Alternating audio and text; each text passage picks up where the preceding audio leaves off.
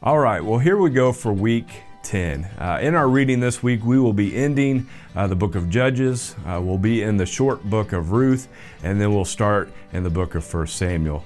Now, I will say this, if you've thought maybe the reading over the last few weeks hasn't been the most exciting, that is changing as we get into the book of Judges last week, as we finish it this week, and then we get into 1 and 2 Samuel and this tiny book of Ruth. I think you're really going to enjoy the stories. There's some great narrative here. Now, let me kind of explain a little bit of where we're at with the time period and the organization of our Bible. Now, in our reading, so we're going to be ending Judges, we'll be in the book of Ruth, and then 1 Samuel. And we can read that as they're kind of separate time periods, but that is actually not the case. The book of Judges spans 350 years, and so what we see is that in this story of Ruth is it actually takes place in this time period of Judges. Also, until we get to 1 Samuel chapter 13, again, we're in this time period of the Judges, because what we see is that Samuel is the last judge. So kind of here's the time period. Joshua, when he died, it began the time period of the Judges. And then when Saul, the first king of Israel, gets anointed, that's when this time period ends. And so again, it's a 350-year time period. Now, as we end the book of Judges, what you're going to see is that it gets darker and darker. There's this longer narrative of Samson. He does some great things, but you can see what a flawed man he is. We read this just awful story in Judges chapter 19. And what takes place here is so bad and wicked. It actually causes a civil war, and the tribe of Benjamin is almost totally wiped out.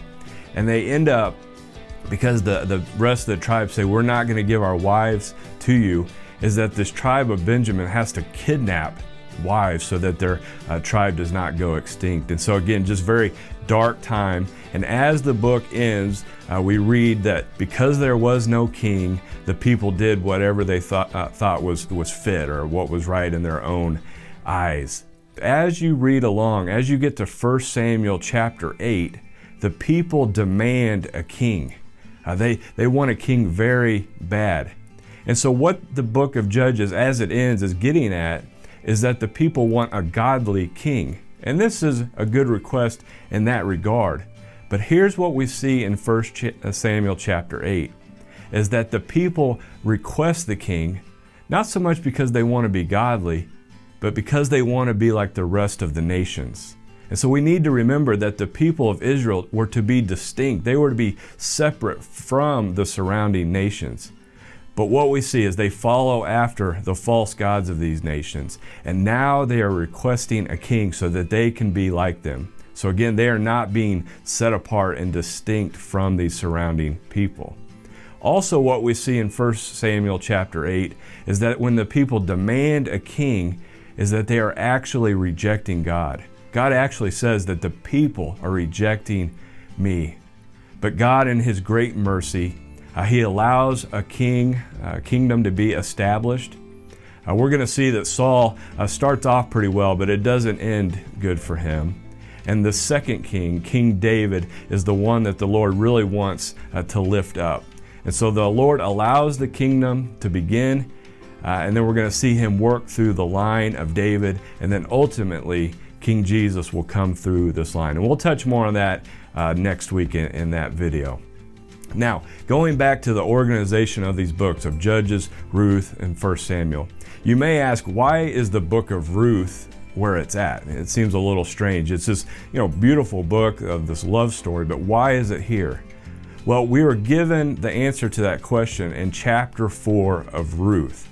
And so we get this genealogy, and what we find is that Ruth is the great-grandmother of David. And so that's how these books are connected. We see in Judges, there's no godly king. We get into Ruth, we see that from her line, King David will come. And King David, he rules righteously. He's a very good king. He's godly. And during his time, the people do flourish. But as we continue on, as we get into 1 Kings and 2 Kings, etc., we're going to see that it's an up and down cycle until we ultimately get to our true king, which is Jesus. Now, as we end this video, I want to highlight just a couple things from our reading that kind of stood out to me and might be a help to you. As we go through the book of Judges, we read of how they are raised up by the Lord and they do these mighty acts, they deliver the people. But for the most part, these judges are not very good guys. Their character is pretty poor. And this really shows in the story of Samson. You take him, for example.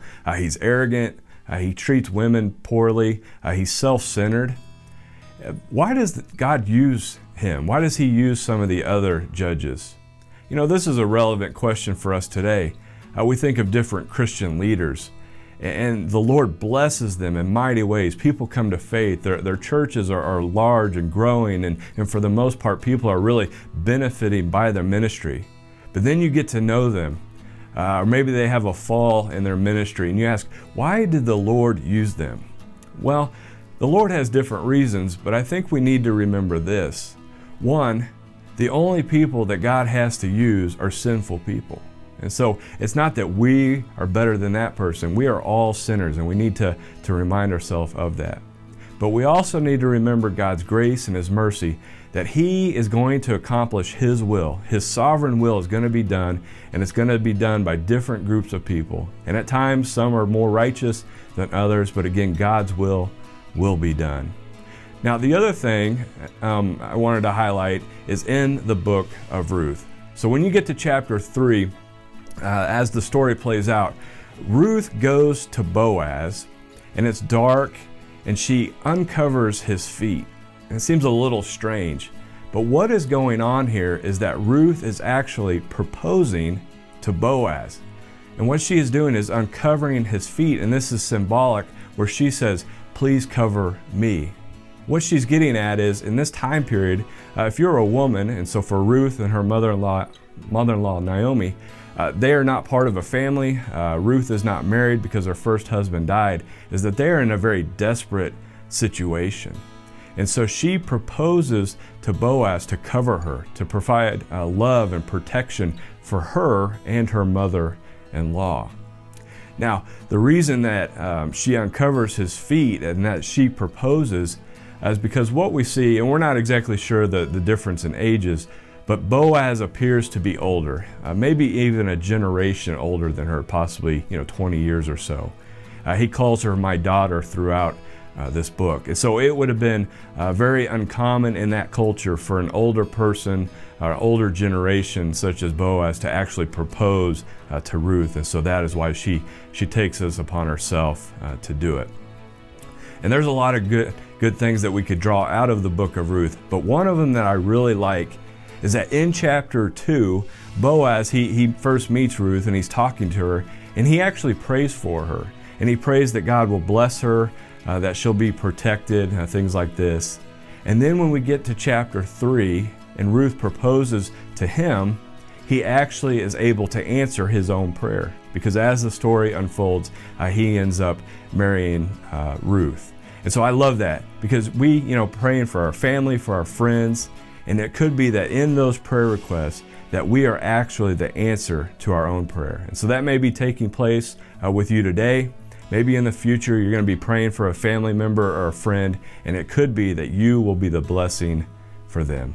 Well, I encourage you this week. I think, again, you're going to enjoy the reading, continuing to pray for you, and we'll see you at the next video.